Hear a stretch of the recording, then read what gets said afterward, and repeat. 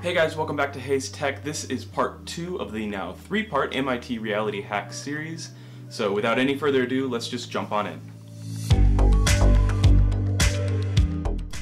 The first day was pretty much just info sessions. We got to learn from the developers of Magic Leap as well as HoloLens and a new kid on the block, InReal, who are developing some commercial-ready AR sunglasses. This is really cool. So the phone's doing all the processing. We took and you use it also as the controller, so there's a little touch right there. And I can kind of see a little line coming out of it. I can see through maybe about 50% darker than just looking at the environment without the glasses on. So you can totally see everything. Like, I can see there's a sign behind you, behind the camera that says fire extinguisher. And I can read that totally fine. I'm looking. So, what do you see? I'm looking at a portal that has a planet behind it, which is kind of. I can kind of see in your eyes, actually. Yeah. I think I see a reflection of it in your eyes. Yeah. It's kind of neat how that works, and it's got 6 degrees of freedom, so you can kind of. So can you come walk closer to it? Yeah, I can walk closer. And okay, so it got bigger there. Yeah, it got the planet on the other side of the portal. The portal stayed the same size, so it's can you interact with it at all? Can you touch it? I don't see any. There's no hand tracking, right? Or no, there isn't any. Okay, hand tracking it doesn't see your hands. Yeah. But it's got binaural audio, so you can hear. It's a little bit different per ear, and then binaural microphones as well, which lends itself well to kind of. So you can hear something right now?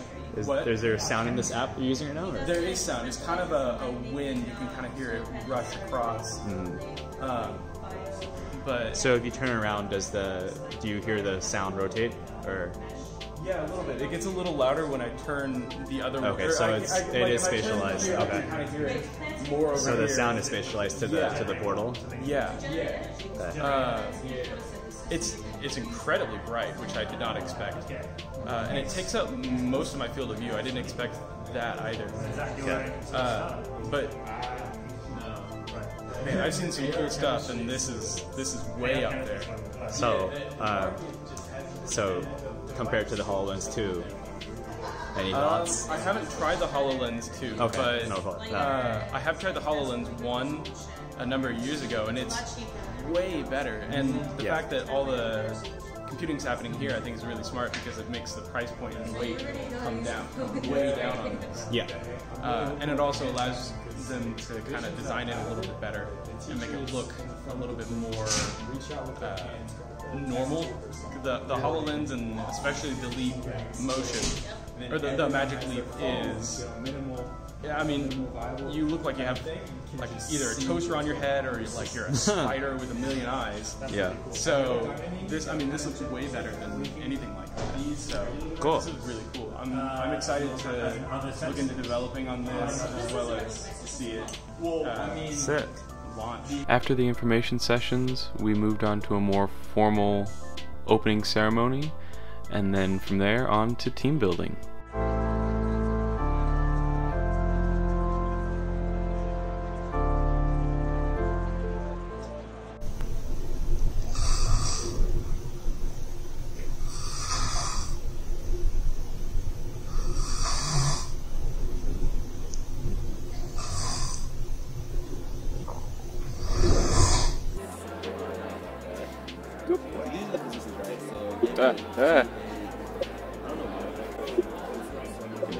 Stay right there.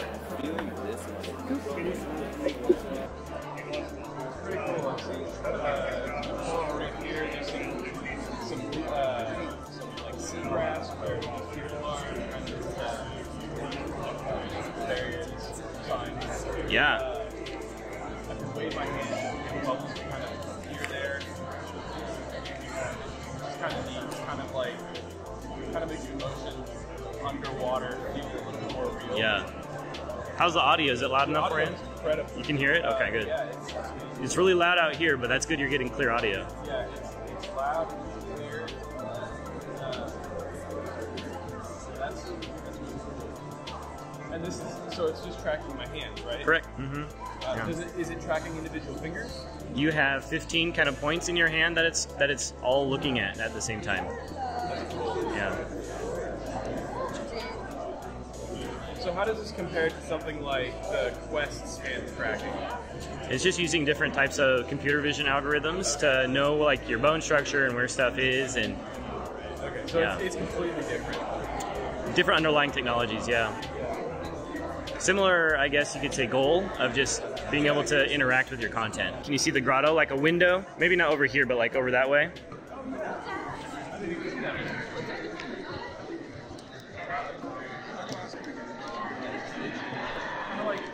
First looking at an aquarium, like, I don't know, well, it's kind of like looking at an aquarium, but you're already underwater.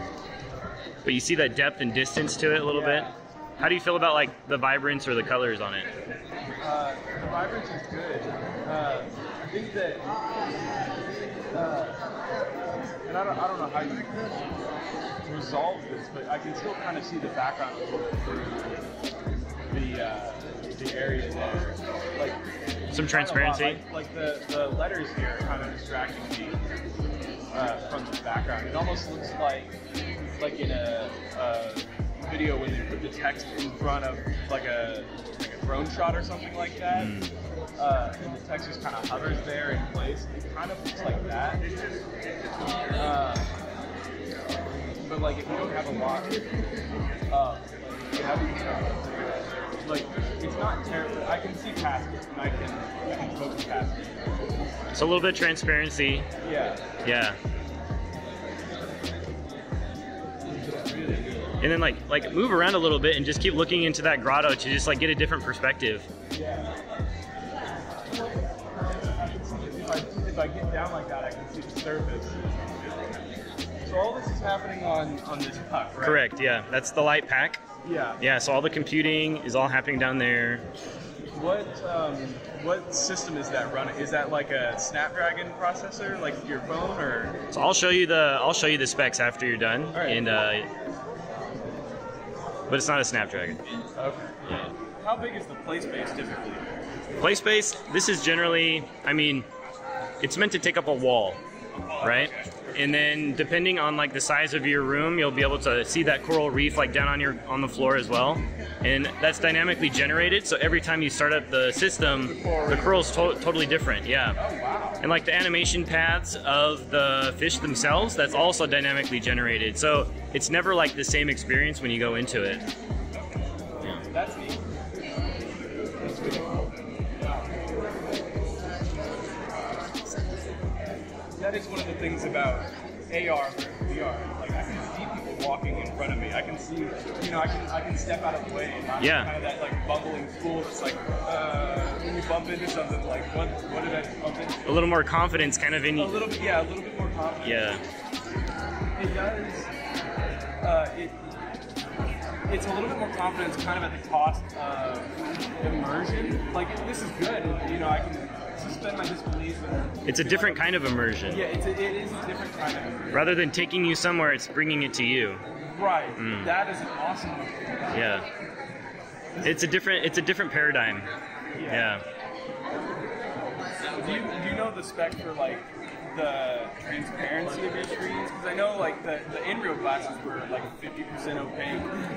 If I was to guess. I'd have to check that. I'm not sure. Yeah. Ali. Kind of dark. When you put them on, it was like putting on like a bad pair of sunglasses. Oh, I see what you mean. You're okay, yeah.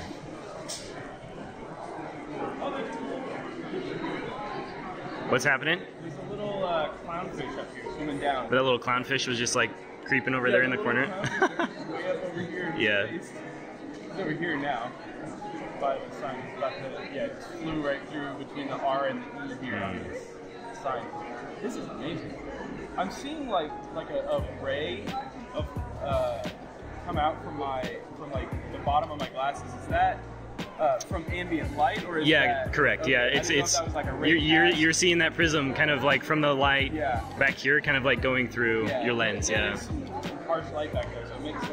Like down near the bottom, like down here a little bit. Yeah. You'll get that a lot too if you're standing underneath bright lights. You'll see kind of like from the top. Okay. it almost improves the immersion in this particular sense because it's kind of blue. It's like a blue. Oh, green. cool. So as if the light was reflecting or refracting off like the surface or something. Here you can see an early build of our project. Everything's kind of askew and not where it needs to be, which is going to be a reoccurring issue for us. You can also see the HoloLens dynamically building a mesh of the world, as well as the fact that we have pegged our system in the red and we are chugging along on this HoloLens. This is my recap of the day one and first day of development. So day one, yesterday, of the MIT Reality Hack, we spent in mostly workshops learning how to use and develop for things like the HoloLens 2, which I'm wearing now, and the Magic Leap AR headset and the InReal AR headset, as well as a number of other things. We learned how to start creating worlds for those in Unity, which is the game engine that I use. And we also had dinner provided by the group, or provided by the event. And we, towards the end of the night, put together a team. The team that I'm on is developing an AR pet, mostly for elderly people who might have dementia or Alzheimer's, to help them navigate around a place that either they're unfamiliar with or they're kind of forgetting. So if they need to go to the bathroom, the dog, their AR pet, their dog or cat or whatever, can navigate them there. And that is our project. And that's what we started developing today, which was day one of development. So we have been working tirelessly since about 8 a.m. We were fortunate enough to secure a HoloLens 2, which was our preferred development platform, mostly because they had a really robust software development kit. They had everything we needed to get started. The problem was we couldn't get started very easily. The AR headset was throwing a fit trying to connect to my laptop, and of course my laptop is the only Windows 10 laptop which is required. So we spent 4 or 5 hours trying to figure that out today, which was rough. Like, I mean, we really started development probably about at 9, all the way up to I think it was 3 o'clock when we finally got the headset to work with an asterisk. It works enough. And then it was down to developing our idea, which was a whole nother ballgame, a whole nother rough thing. So we took our initial idea and we kind of pared it down and made it a little bit more simple. Rather than our initial plan, which was to scan the environment and dynamically create a map, we would manually create the map as a proof of concept, because we only have 2 full development days and then a couple of hours on Sunday to finish up development, which is really just designed for squashing bugs. So we needed to move fast. So our plan is now to scan a QR code on a wall and then instantiate or create a map that will guide you to different places. And the user won't see this map. What they will see is their little dog or cat or rabbit or whatever they pick walk to these points in between. And they'll walk to a point that's maybe 10, 15 feet away. They'll stop, they'll kind of look at you, they're like, hey, you gonna follow? And when you catch up with them, then they'll move on to the next point until they get to the destination, and then they'll just kind of stay around you. This is really exciting, and it took until about 5 for me to feel like, yeah, this is totally doable in the time that we have. But I'm feeling confident, I'm excited, I'm getting to play with a lot of really cool technology that I would never get to play with otherwise. So I'm really excited. We'll see how I feel tomorrow. But that has been my update for day 1 and day 1 of development.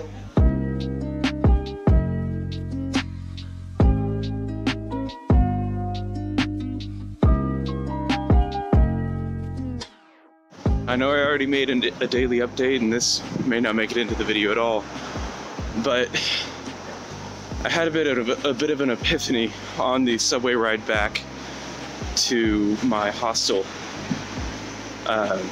Despite my first 2 days here in Boston, actually 3 days now here in Boston, being pretty rough, to be perfectly frank, ending pretty rough.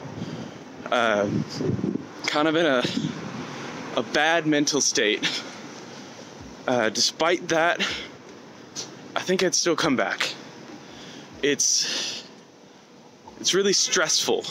I mean, and maybe that's just me. The rest of my team seemed pretty cool, but the environment, it was really stressful to me. It really got to me several times today. And even despite that fact, I think the opportunities afforded to me here in Boston at MIT were great enough that I'd do it again.